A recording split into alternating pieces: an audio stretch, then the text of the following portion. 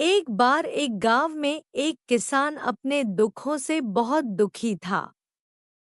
किसी ने उसको बताया कि तुम अपने दुखों के समाधान के लिए गौतम बुद्ध की शरण में जाओ, वह तुम्हारे सभी दुखों का समाधान कर देंगे। यह सुनकर वह किसान बुद्ध की शरण में चल पड़ा। वह गौतम बुद्ध के पास पहुंचा और कहा, हे महात्मा, मैं एक किसान हूँ और मैं अपनी जीविका चलाने के लिए खेती करता हूँ।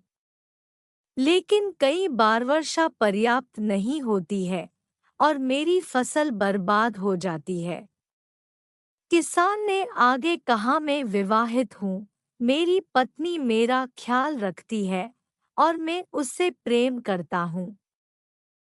लेकिन कभी-कभी वह मुझे परेशान करती है, जिससे मुझे लगता है कि मैं उससे उकता गया हूँ और मुझे लगता है कि अगर वह मेरे जीवन में नहीं होती तो कितना अच्छा होता। गौतम बुद्ध उस किसान की बात शांतिपूर्वक सुनते रहे। किसान ने आगे कहना जारी रखा और बोला, मेरे बच्चे भी हैं, वो अच्छे हैं, लेकिन कभी-कभी वो मेरी बात नहीं मानते और उस समय मुझे बहुत क्रोध आता है। लगता है वो मेरे बच्चे हैं ही नहीं।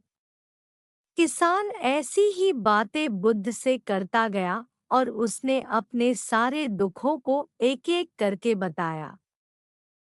गौतम बुद्ध ध्यानपूर्वक उस किसान की समस्याओं को सुनते गए। उन्होंने बीच में एक शब्द भी नहीं कहा।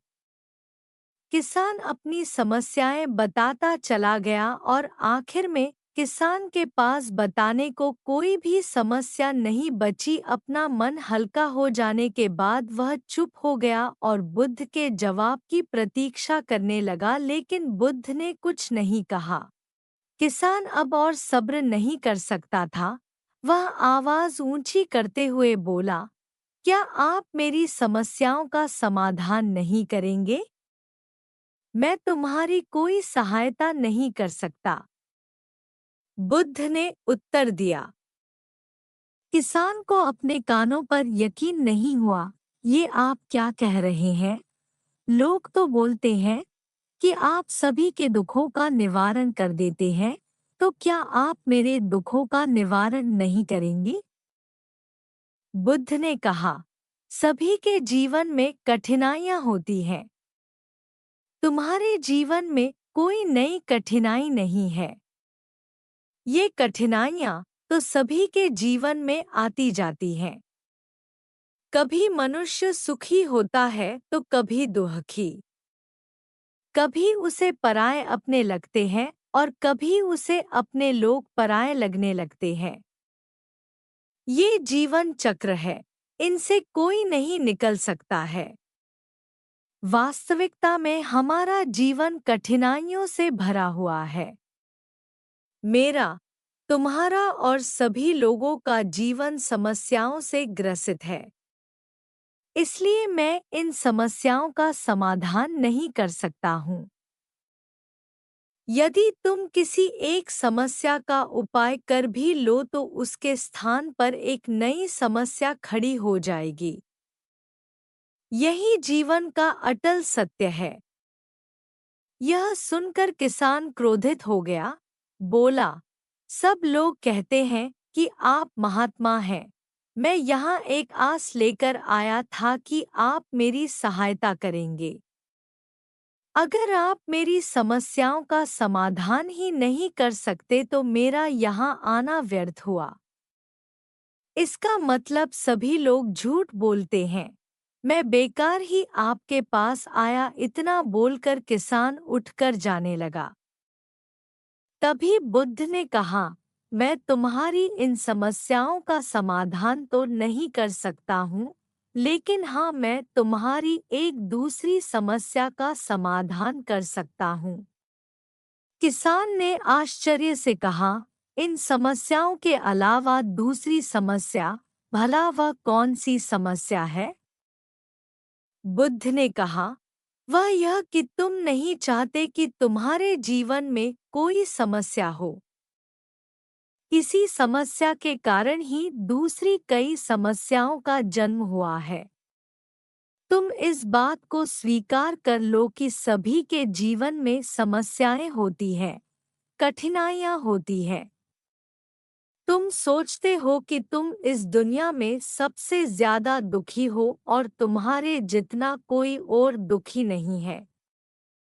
तुम अपने आसपास देखो, क्या वो लोग तुमसे कम दुखी हैं?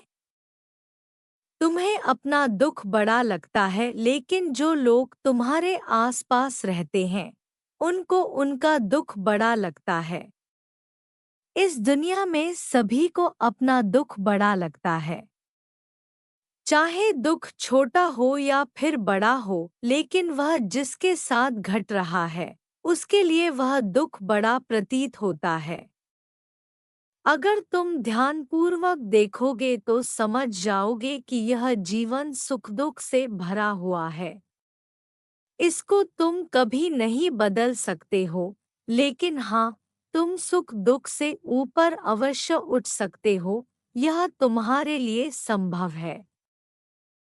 सुख और दुख को हम आने से रोक नहीं सकते हैं, लेकिन सुख और दुख का हम पर कोई प्रभाव न पड़े ऐसी व्यवस्था हम कर सकते हैं।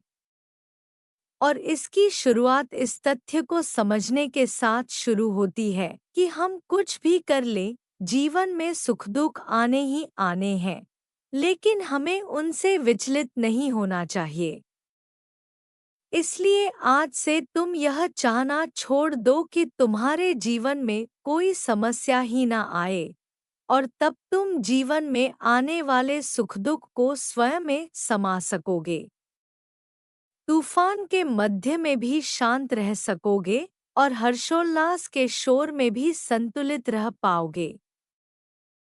किसान बुद्ध की चरणों में गिर पड़ा। वह समझ चुका था कि अब उसे क्या करना है।